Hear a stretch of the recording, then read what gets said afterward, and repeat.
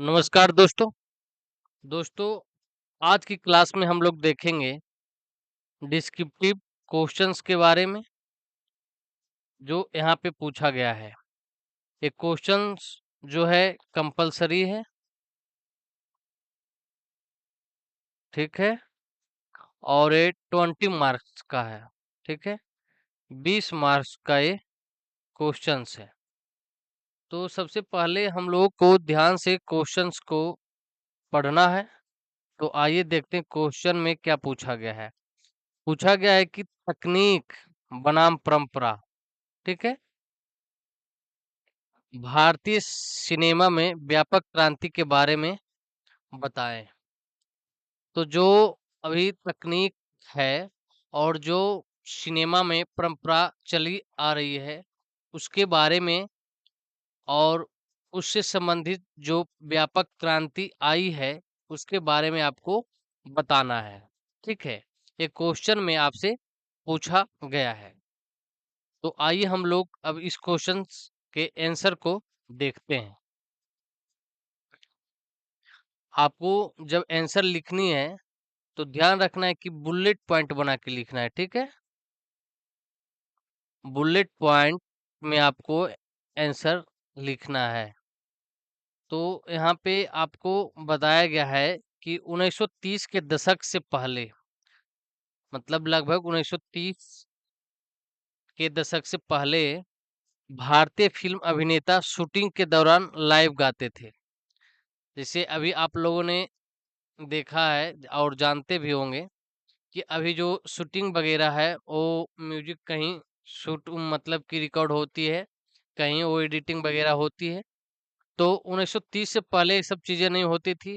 वो आपको शूटिंग के दौरान जो है लाइव गाते थे। उनके साथ संगीतकार एक ट्रॉली पर तबला, सितार और कोर्डियन और अन्य सभी वाद्य यंत्र बजाते थे। उन्नत ध्वनि रिकॉर्डिंग तकनीक के आगमन के साथ यह बोझिल प्रक्रिया बदल गई। कलकत्ता के न्यू थिएटर्स के एक तकनीशियन मुकुल बोस ने 1935 में प्लेबैक प्रणाली की शुरुआत की, ठीक है। तो आपको ध्यान रखना है प्लेबैक प्रणाली। तो प्लेबैक प्रणाली की शुरुआत किसने की? न्यू थिएटर्स के एक टेक्नीशियन ने, जिनका नाम मुकुल बोस है, 1935 में प्लेबैक प्रणाली की शुरुआत की। फिल्म भाग चक्र में बोस ने गीतों को अलग से रिकॉर्ड किया और अभिनेताओं को शूटिंग के दौरान उन्हें लिपसिंग करने को कहा। 3 साल बाद 1938 में के एल सहगल को स्ट्रीट सिंगर में प्रतिष्ठित गीत बाबुल मोरा के लिए प्लेबैक तकनीक का उपयोग करने के लिए चुना गया था। नई तकनीक के प्रति उनके प्रतिरोध के कारण के एल सहगल ने फिल्मांकन के दौरान लाइव गायन पर जोर दिया। आगे लिखा गया है इस आंसर में, यह किस्सा एक व्यापक सत्य को दर्शाता है। पूरे इतिहास में कलाकारों ने अक्सर नए तकनीकों के आगमन से जूझते हुए उन्हें संदेह, भय या प्रतिरोध के साथ देखा है। यह तनाव न केवल अप्रचलन के डर से बल्कि शिल्प और कलात्मक पहचान के गहरे जुड़ाव से भी उत्पन्न होता है। अपने 130 साल के इतिहास में सिनेमा कृत्रिम बुद्धिमत्ता, आभासी वास्तविकता, संवर्धित वास्तविकता और विस्तारित वास्तविकता जैसे क्षेत्रों में तेजी से प्रगति के साथ एक और तकनीक क्रांति के लिए तैयार है। इस तकनीक का उपयोग कहानी कहने के तरीके और फिल्म निर्माण प्रक्रियाओं को बदल सकता है। मजे की बात यह है कि प्रमुख फिल्म निर्माण घराने और स्वतंत्र फिल्म निर्माता दोनों ही इसका समय, दक्षता, लागत, प्रभावशीलता और बहुत बेहतर परिणामों से लाभ उठा सकते हैं। और यहीं पर विश्व ऑडियो विजुअल और मनोरंजन शिखर सम्मेलन एकेडमिक विशेषज्ञों और उद्योग के पेशेवरों की सक्रिय भागीदारी के साथ स्थापित चिकित्सकों और उभरती प्रतिभाओं दोनों को मार्गदर्शन और समर्थन करना चाहता है। बिप्स का उद्देश्य रचनात्मक और प्रौद्योगिकी के बीच की खाई को पाटना, नवाचार और सहयोग को बढ़ावा देना, या ज्ञान के आदान प्रदान और कौशल विकास के लिए एक मंच प्रदान करना चाहता है। उम्मीद है कि इससे प्रतिभागियों को मनोरंजन उद्योग की उभरती मांगों के अनुरूप ढलने में मदद मिलेगी।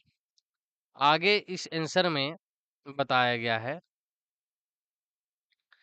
पिछले कुछ दशकों में कंप्यूटर द्वारा बनाई गई इमेजरी और विजुअल इफेक्ट सबसे महत्वपूर्ण क्षेत्र रहे हैं, जहां तकनीक ने भारतीय सिनेमा में क्रांति ला दी है। पारंपरिक विजुअल इफेक्ट समय लेने वाले थे और कलाकारों की टीमों को कई दिनों तक मैन्युअल रूप से काम करना पड़ता था। प्रोग्रामिंग एल्गोरिदम अब मशीन लर्निंग का उपयोग करके इस प्रक्रिया के महत्वपूर्ण हिस्सों को स्वचालित कर सकते हैं, ताकि आंदोलन को ट्रैक किया जा सके, यथार्थवादी बनावटें उत्पन्न की जा सके, या असाधारण सटीकता के साथ प्रकाश की स्थिति का अनुकरण किया जा सके। आइए दो विशिष्ट उपयोग पर नजर डालें। मान लीजिए कि एक बड़ा स्टेडियम है और हमें इसे वास्तविक दर्शकों से भरने के लिए बहुत बड़े बजट और उत्पादन संसाधनों की आवश्यकता होगी। भीड़ का अनुकरण आसानी से ग्राफिक्स के साथ किया जा सकता है। इसी तरह हम किसी अभिनेता की उम्र बढ़ाने या घटाने के लिए मेकअप के दागों को सावधानीपूर्वक ठीक कर सकते हैं। परिणाम प्रभावशाली होते हैं क्योंकि ग्राफिक्स लाइव एक्शन फुटेज में सहजता से घुल मिल जाते हैं। इस तरह का दायरा पौराणिक दुनिया, काल्पनिक जीव और जीवन से भी बड़े आकार के एक्शन सीक्वेंस बनाने में अमूल्य साबित हो सकते हैं। आगे इसी आंसर में आपको बताया गया है कि अब अगर हम नवीनतम तकनीक का उपयोग करके निकट भविष्य की संभावनाओं पर चर्चा करते हैं, तो हम वर्चुअल प्रोडक्शन की ओर देख सकते हैं। यह एक ऐसी तकनीक है जो शूटिंग शुरू होने से पहले वातावरण को अनुकरण करने के लिए एआई के साथ रियल टाइम में रेंडरिंग इंजन को जोड़ती है। प्री प्रोडक्शन के दौरान समय और पैसे बचाने के लिए इस दृष्टिकोण को अपनाने से फिल्म निर्माताओं को बहुत लाभ हो सकता है। इसके अलावा एआई संचालित विजुअल विजुअलाइजेशन टूल फिल्म निर्माताओं और सिनेमेटोग्राफों के दृश्यों को ब्लॉक करने, कैमरा मूवमेंट की योजना बनाने और एक भी फ्रेम शूट होने से पहले जटिल दृश्यों को विजुलाइज करने में मदद कर सकते हैं। यह उन फिल्मों में विशेष रूप से फायदेमंद हो सकते हैं जहां एक्शन एक बड़े कैनवास पर होता है, जहां ग्राफिक्स और लाइव प्रदर्शन के बीच सहज आर्किटेक्चर्स आवश्यक है। फिल्म निर्माण में सबसे संसाध चरणों में से एक पोस्ट प्रोडक्शन रहा है। एआई कलर ग्रेडिंग दृश्यों के बीच टोन का मिलान करने और यहाँ तक कि छवि से अवांछित तत्वों को हटाने में तेजी लाने का वादा करता है। ऐसे कार्य जिनके लिए पहले लंबे समय तक मैनुअल काम करना पड़ता था, ध्वनि के क्षेत्र में वॉइस क्लोनिंग, लिप सिंक सुधार और कई भाषाओं में डबिंग ऐसे अन्य क्षेत्र है जहां एआई का पर्याप्त प्रभाव होने की संभावना है। आने वाले सालों में यह देखना दिलचस्प होगा कि इसमें से कितना कुछ हासिल होता है। आगे इस सेंसर में आपको बताया गया है कि कंटेंट निर्माण में हम अभी भी शुरुआती चरणों में एआई की खोज कर रहे हैं, लेकिन मैंने सुना है कि पटकथा लेखक इससे आकर्षित हैं। ठीक है, एक आपको कोट करने के लिए दिया गया है।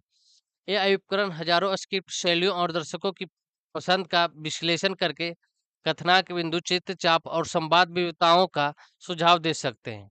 यह रचनात्मक दिमाग की जगह नहीं लेता, बल्कि इसे बढ़ाता है। ऐसी अंतर्दृष्टि प्रदान करता है जो कथाओं को अधिक आकर्षक या सांस्कृतिक रूप से प्रतिध्वनित कर सकती है। उदाहरण के लिए, एक जटिल ऐतिहासिक महाकाव्य विकसित करने वाला एक फिल्म निर्माता कुछ ही सेकंड में अवधि के विवरण और बोलियों पर शोध करने के लिए एआई का उपयोग कर सकता है।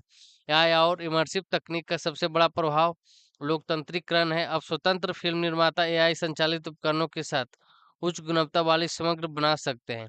क्लाउड आधारित संपादन सूट और ओपन सोर्स सॉफ्टवेयर उपयोगकर्ताओं को बहुत अधिक पैसा खर्च के लिए बिना वीएफएक्स, एनिमेशन और साउंड डिजाइन के साथ प्रयोग करने देता है। एआई सिनेमेटोग्राफरों को प्रत्येक दृश्यों में वांछित प्रभाव प्राप्त करने के लिए सबसे कुशल कैमरा कोण और प्रकाश परिदृश्यों की भविष्यवाणी करने में मदद कर सकता है। इसका उपयोग करके संपादक घंटों फुटेज को स्कैन कर सकते हैं और नोट्स और विश्लेषण के साथ आ सकते हैं। फिर संपादक अंतिम कट में शामिल करने के लिए सबसे अच्छे शॉट चुन सकता है, जिससे समय की बचत होती है और दक्षता बढ़ती है।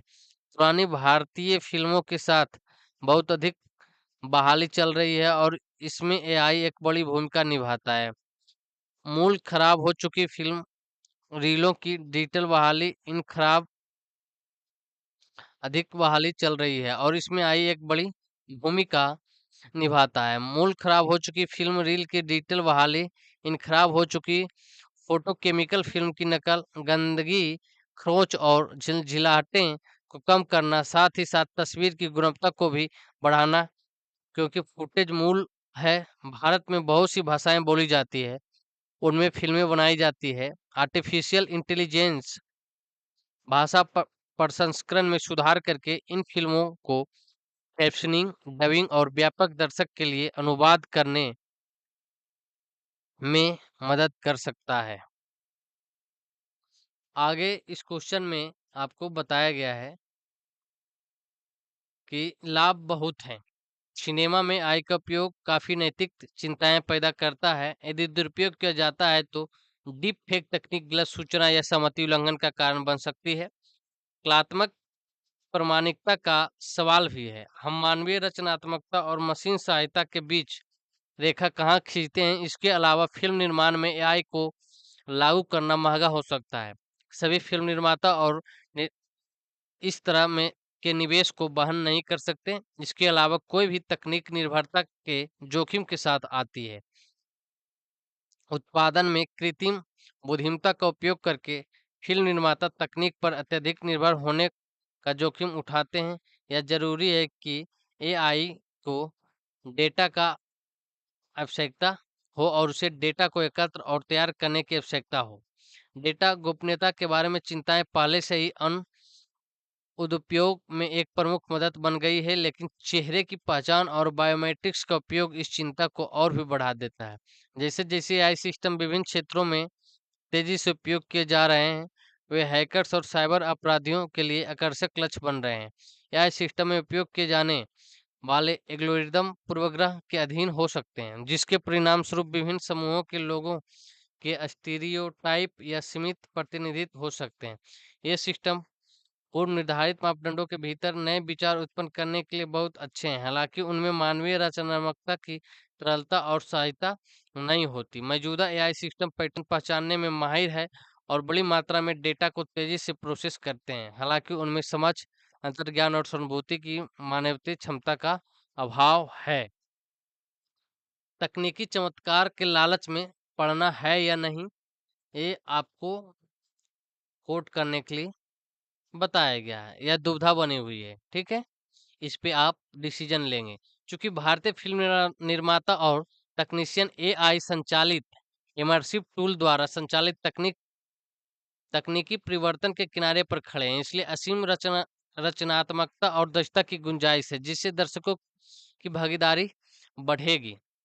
लेकिन दूसरी ओर नौकरी या कलात्मक नियंत्रण खोने का डर, कठिन सीखने की आवश्यकताओं से गुजरना और नैतिक बारूदी सुरंगों को नजरअंदाज नहीं किया जा सकता है। फिर भी इतिहास बताता है कि भारतीय सिनेमा ने कभी भी खुद को फिर से बनाना बंद नहीं किया है, ठीक है।